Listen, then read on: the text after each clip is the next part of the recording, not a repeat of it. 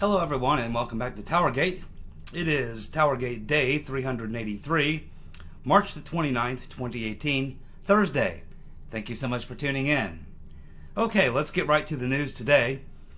First thing I want to talk about is it can be a little complex because we're talking about like legal things, and I'm not a lawyer. Most of you are not lawyers, but fortunately this was broken down in an article that makes it understandable, easy enough that the average person, even if you're not a lawyer, can understand what's going on.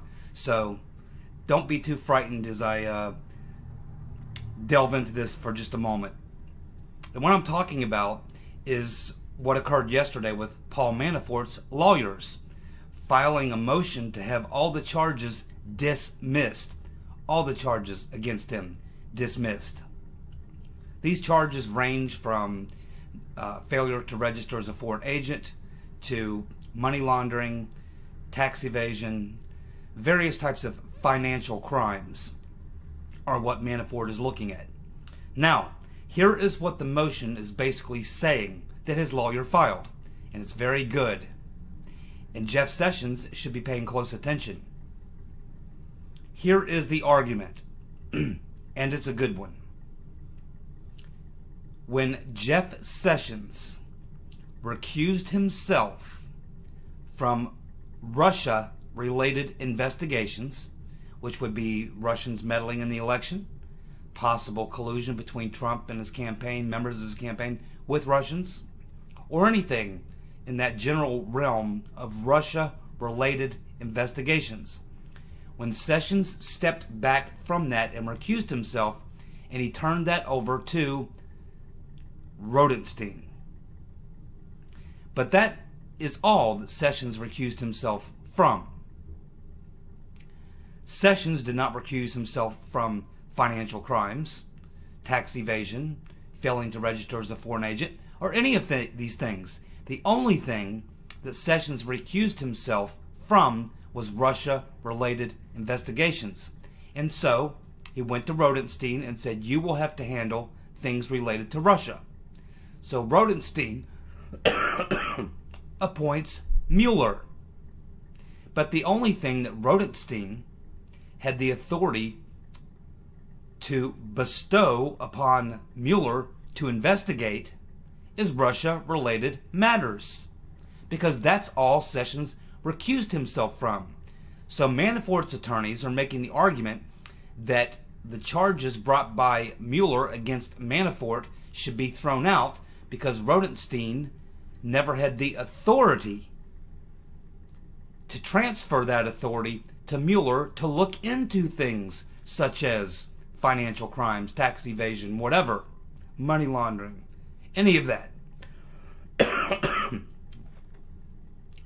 All of that still lies within the realm of the Attorney General, and that is Jeff Sessions, because Sessions never recused himself from any of that, so he is still the guy in charge of all that. And he never transferred authority to Rodenstein to look into all these other things or to anoint Uncle Bob with the authority to look into these other things, because he never had that authority to begin with. It resides with the Attorney General. The only thing that Rodenstein was given the authority to do and to transfer that authority to Mueller was Russian-related activities, investigations. So based on that, Manafort's lawyers are making the argument that Rodenstein, Mueller, by way of Rodenstein, never had the authority to look into other things other than Russia-related crimes, of which Manafort is not guilty of any. Everything he's being charged with is somehow related to financial crimes, taxes, money laundering, whatever. But Manafort has pled not guilty to all these, just as a matter of fact. But now his attorneys have filed a motion to have all the charges dismissed because on the basis of the fact that Mueller never had the authority, because the authority was granted to him by Rodenstein, and that authority was never transferred to Rosenstein to look into things other than Russia-related activities. So this is a very interesting legal play. And it's correct. It is correct. Which means that Sessions should be paying very close attention to this, especially if the judge rules in favor of Manafort. So at this point, Sessions should call Rodenstein into his office and say, you know, Rod, I did not transfer authority to you to look into financial crimes, money laundering, things and such. This could all be handled by a state U.S. attorney, which is where it should be handled. The purpose of the investigation should be Russia-related things. That is the authority I transferred to you, Rod. Things related to Russia. Everything else belongs to me, and always has. So this is the conversation Sessions should have with Rodenstein, and tell him, you need to call Uncle Bob, the executioner, into your office and let him know that you made a mistake. That you did not, Rod Rodenstein, you did not have the authority to grant Mueller this wide authority to look into everything under the sun. You only had the authority to look into Russia-related activities, and that's the only authority that you could transfer to Uncle Bob the executioner. So you need to tell Uncle Bob that he needs to get back on the Russia investigation if he can find anything, and if he can't, he needs to shut it down. And all these other areas on the peripheral where he's going into obstruction, he's going to financial crimes, he's going into money laundering, he's going into taxes, he's going into all these areas that were never areas that Sessions transferred authority from himself to Rodenstein. This authority from the other things was never transferred to Rodenstein. Only Russia-related matters. How about that? Very well done, Manafort's lawyers. I think that's a strong case. Sessions needs to pay very close attention to this. And if, in fact, the judge rules in that favor, Sessions will almost certainly have to stand up and take notice and go, you know what? I never looked at it that way and never thought about it. But the fact of the matter is, that's correct. I'm still in charge. I'm still the Attorney General. And I didn't give Rodenstein the authority to look into all these other things. I told him that I was recusing myself from Russia-related things, and so he would have to handle those things. But all the other things, they're still mine. Sessions needs to have that conversation with Rodenstein very soon. We'll continue to follow how this works out, because the judge will obviously make a ruling on this, probably pretty soon. Very well done, and something to consider, isn't it? Well, Inspector General Horowitz has suddenly become very busy. Of course, yesterday he wrote that letter stating exactly how we can expect his report to come out, what we can expect the reports to deal with, how they'll be broken up into stages and groups, and the things that will be covered in the reports, of which there will be multiple reports spread out over a period probably of weeks and months. Well, today, Inspector Horowitz responded to Senator Chuck Grassley. Inspector General Horowitz has announced very quietly, even though it was a public statement. You know, the statement was actually made by a Department of Justice spokesperson named John Levinsky. And he's making a statement on behalf of the Inspector General, the custodian, Michael Horowitz. So Horowitz has very quietly announced that he's opened an investigation into possible FISA abuses by the DOJ and FBI and the nature of contacts between the FBI and a confidential source only named as a U.S. Foreign citizen, confidential source. And this letter was essentially in response to Grassley. Now we know who this person of interest is, this confidential source. It's Christopher Steele. We know that. And we know that that was the subject of the letter. Let's go back and review, for those of you who missed it. About a month ago, Grassley sent a letter to the Department of Justice, to Sessions, and said, hey, we've stumbled onto something here. We've been reviewing those court filings from the UK in the case of Mr. Gubarev versus Christopher Steele and reading his deposition, which of course we've been covering on TowerGate for almost a year. And in his deposition, Christopher Steele names the media sources that he met with and shared information with. And he named them: the New York Times, Yahoo News, Washington Post, CNN, the New Yorker, Mother Jones. But then Grassley says in his letter to the Attorney General, so we're reading these depositions of what Christopher Steele said, but then we're looking back at the transcripts from interviews we did here in our investigation, here in the Senate Judiciary Committee,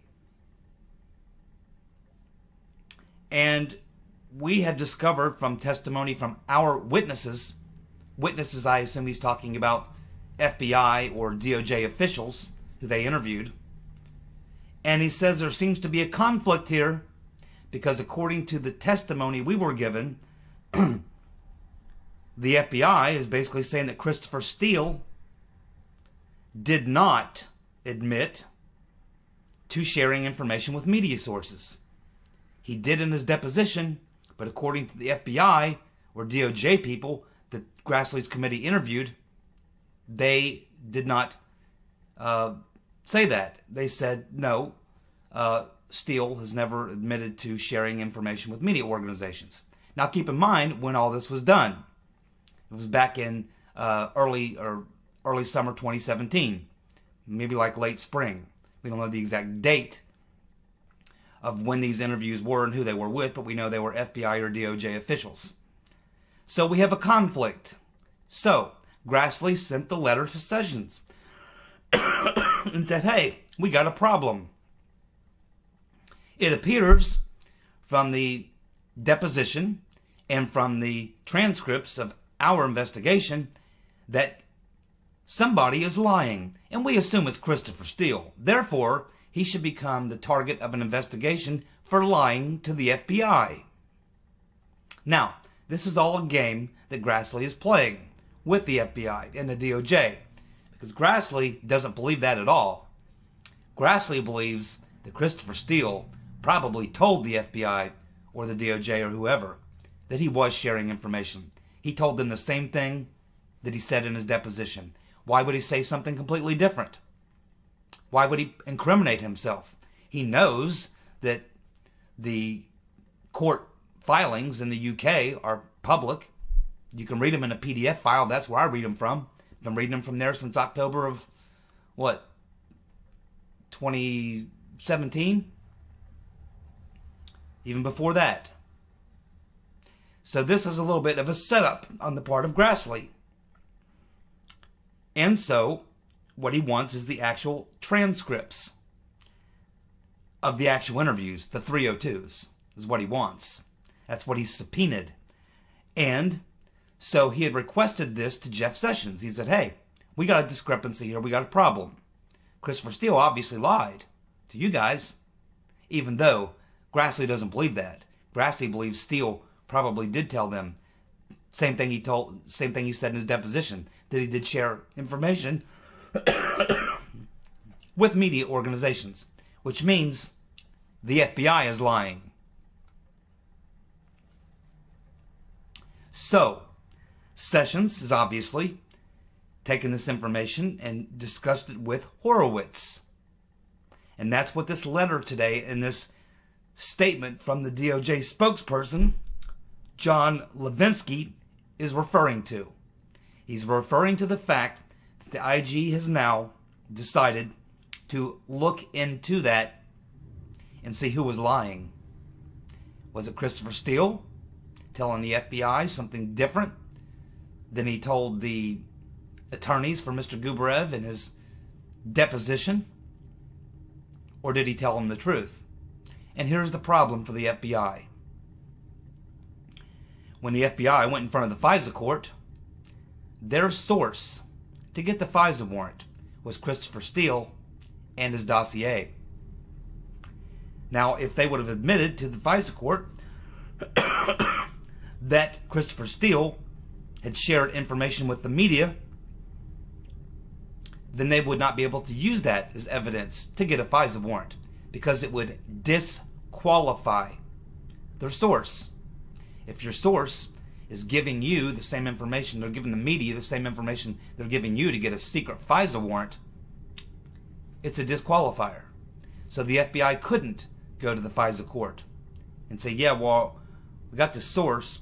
Of course, he's been sharing some information with the media.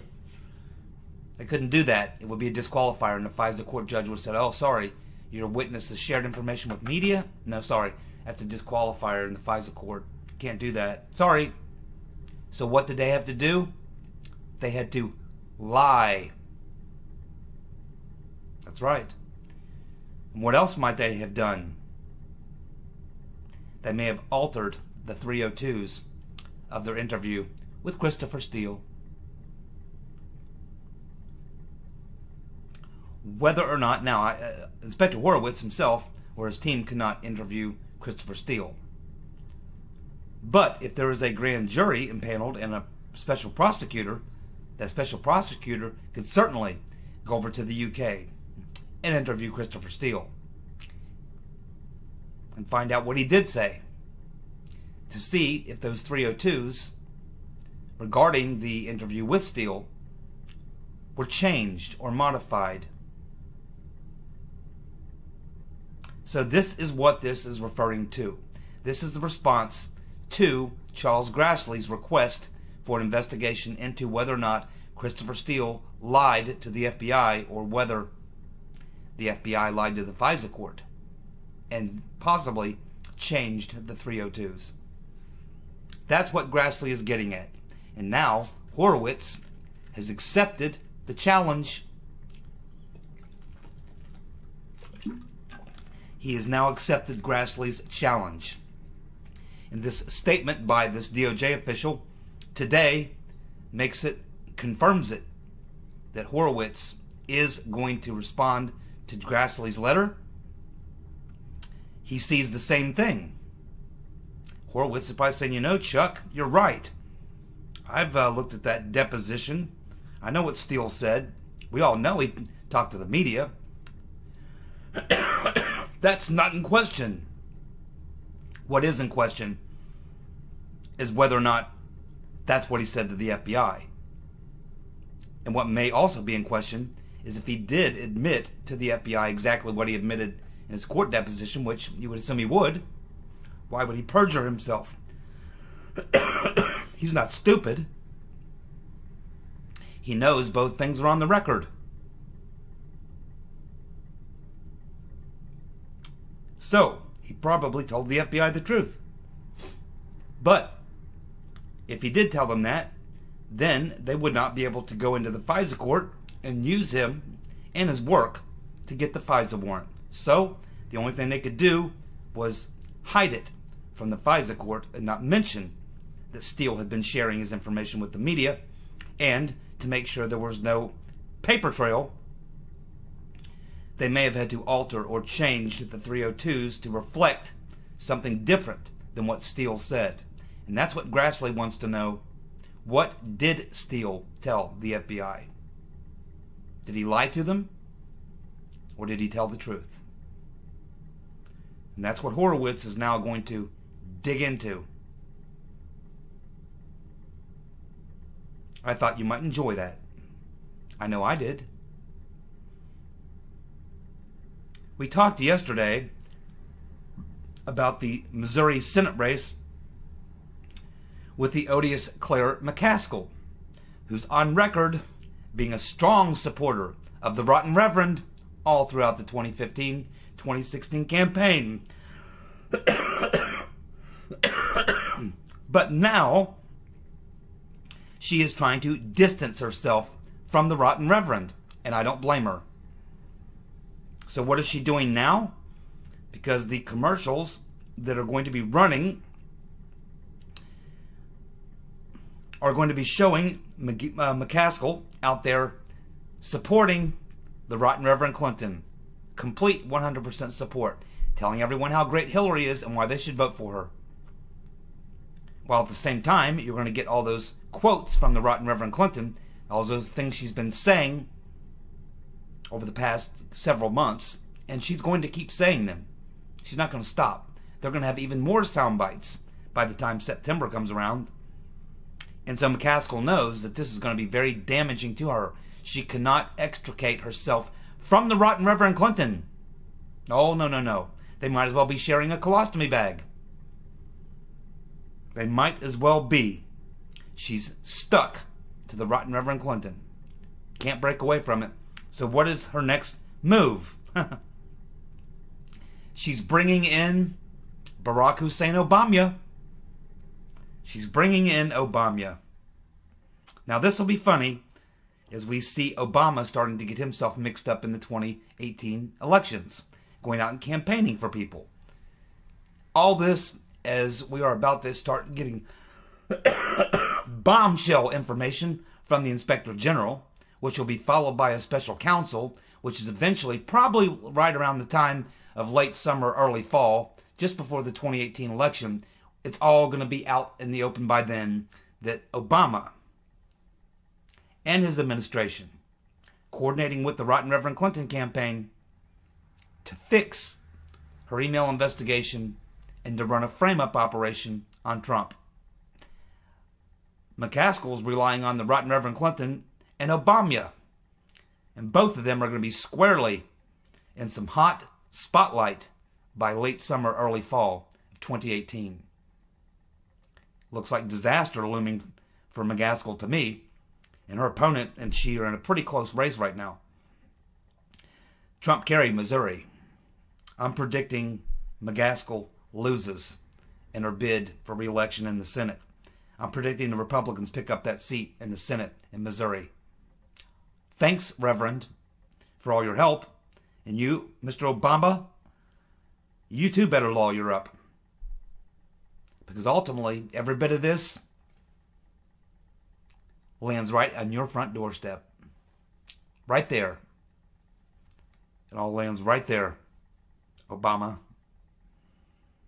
You're not going to escape the scrutiny when it all comes out. And we're very close. Well, we have new text messages from Peter's Been Stroking Us and Loose Lisa Page. These particular text messages are very damning, and they suggest coordination between the Obama White House, the CIA, the FBI, the DOJ, and Democrats, specifically Harry Reid. And this all occurred early in the Trump-Russia frame-up operation, known as the Russian investigation, amongst these people in their conversations. Now, there's two different conversations which happened, which have now just become to light. Too much for me to write down and read back to you. So I'm going to provide the link for you so that you can read these two conversations, and you'll see exactly what is being referred to here. It absolutely shows that there was clear coordination going on between Brennan, Harry Reid, Comey, McCabe, Ben Strokinus, and Loose Lisa Page. And they mentioned a couple other people in here as well. Now, this series of texts that we're talking about, the first one, and there's really two different conversations. The first one clearly shows coordination between Dennis McDonough, who was Obama's chief of staff, Harry Reid, John Brennan, McCabe, and Peter's been stroking us. And then, of course, he was sharing this information with Lisa Page. Because they're talking about the letter that Harry Reid is going to be writing and giving to Comey. Remember, John Brennan went over and briefed Harry Reid, started telling him about the dossier and that Trump might be involved with the Russians. That's where Harry Reid got that information, directly from Brennan's own lips. There were several briefings that Brennan gave Reid. Then Reid fires off 2 letters, angry letters, to Comey demanding he investigate. Well, here we have a conversation between Ben Strokinus and Lisa Page where they're discussing the fact that Reid is going to write these letters. They knew about it beforehand. They knew Harry Reid was going to write them letters. How did they know? Also, in this conversation is Dennis McDonough, being mentioned as someone who's in the know, knows all about it. They're discussing this in this conversation like everyone knows it. Obama knows it because his chief of staff knows it. He's one of the people involved in the loop that are, involved in the conversation that they're having with one another, as well as McCabe, Ben Strokinus, Comey. They all know. They all know Harry Reid is going to fire up this letter. So they had to know it was Brennan that went over and briefed Harry Reid.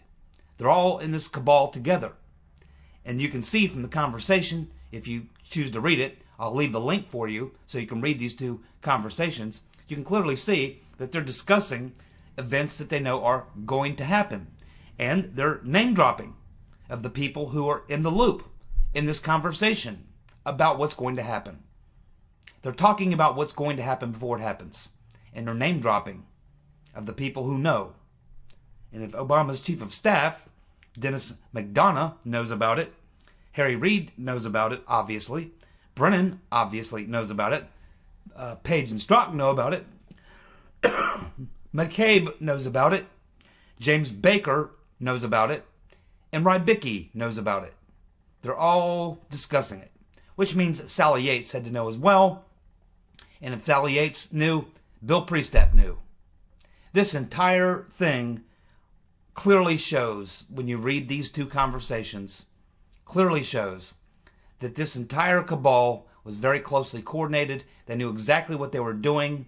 There was an active frame-up operation going on. They were all participants in it. Everything was being coordinated and planned. They knew what was going to be happening before it happened. They knew Reid was going to fire off those 2 letters to Comey before he ever wrote them. This is all very evident. This is just more that they're discovering as they go through these thousands and thousands of emails. Now, who else knows about this conversation? That's right. The custodian, Michael Horowitz. Michael Horowitz is about to release a horror film. A transcript to a horror film. And it's the horror film from Horowitz, the custodian, that's going to light things up and scare the hell out of a lot of people. You think Frankenstein was scary? The Wolfman? No. Michael Horowitz is really scary if you're in the Obama administration because he's about to drop some heavy-duty shit all over them. I will provide the link for you to read those conversations. I'm sure you'll enjoy them. I'll put them in just below the description box, and you can take a look for yourself. Isn't it awfully humorous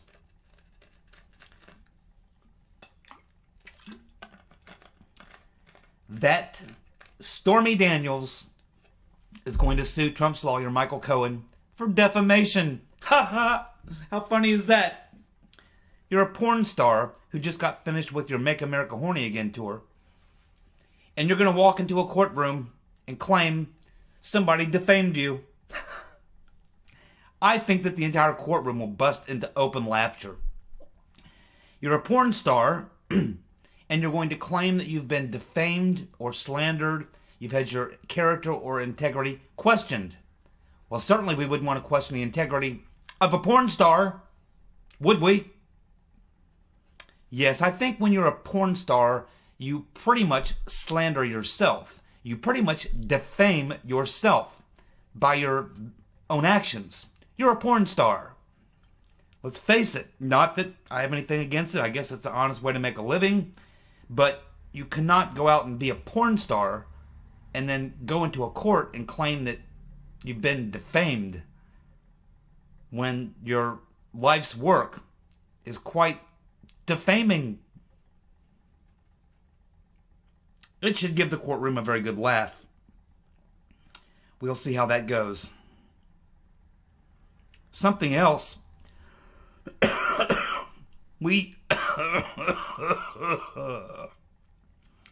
Yes. Something else that we talked about yesterday. We learned that Jeff Sessions, well, actually, we learned that Christopher No Shit Sherlock Ray, the FBI director, got that subpoena from Bob Goodlatte. And he got the letter about how upset they are that there's 1.3 million pages of information turned over by Horowitz to the Department of Justice and the FBI, and that they want them. They have a right to them because they conduct oversight. So, as we talked about yesterday, Christopher Wray responded to Goodlatte by saying, hey, you're right. We have been way too slow. I'm going to double the number of FBI agents going through that material from 27 to 54, and we're going to work around the clock to get you everything you want. Sorry we put you out. We're going to do much better now. We promise.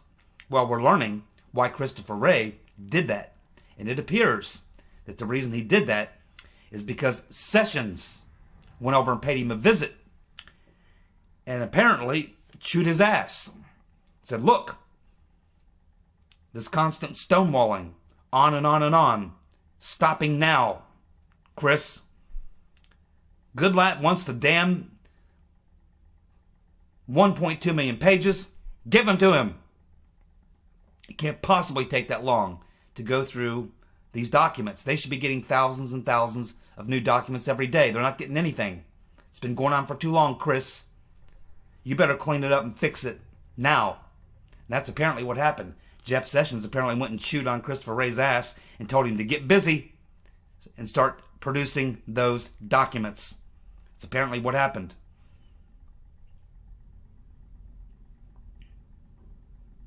And of course, we talked about yesterday the fact that we know now that a grand jury and a new investigation into Hillary Clinton's emails is ongoing. We know that because the response, again, from the DOJ was telling Goodlatte that they have to review a lot of the things he wants because some of that information may be in use by a grand jury or a special prosecutor, and therefore it will be evidence and therefore would have to be withheld.